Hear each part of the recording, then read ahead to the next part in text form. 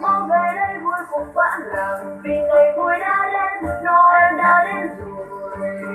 Hỡi người mau về đây ta cùng quây quần mừng Chúa ta giáng trần để cứu chuộc muôn dân.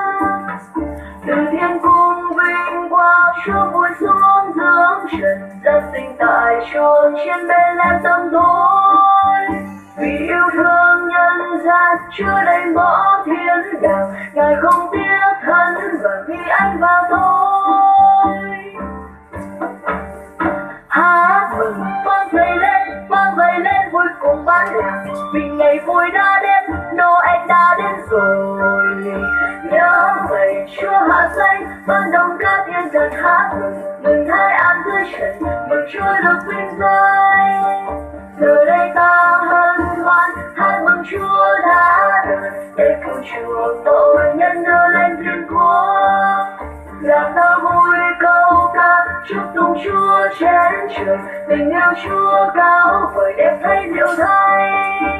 Bạn làm ta vui đón Noel về, mừng Giêsu qua trời lần thế, cùng thiên binh bao khúc ca vui mừng, mừng Giêsu giáng sinh vì ta.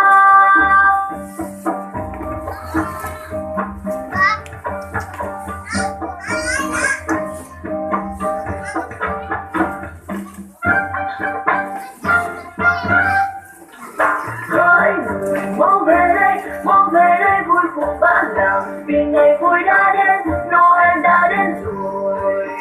Hỡi người mau về đây ta cùng quây quần mừng Chúa ta giáng trần để cứu chuộc muôn dân.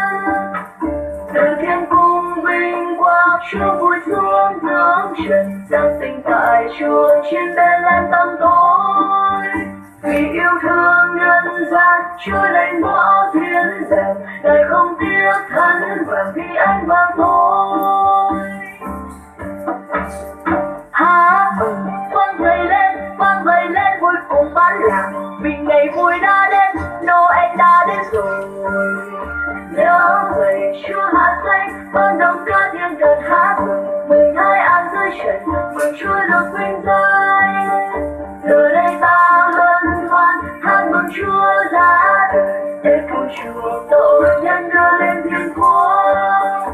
Làm ta vui câu ca chúc tụng Chúa trên trời, tình yêu Chúa cao vời đẹp thay diệu thay. Bạn làm ta